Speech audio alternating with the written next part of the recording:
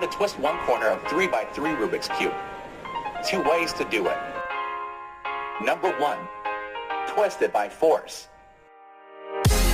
Number 2. Use the algorithm.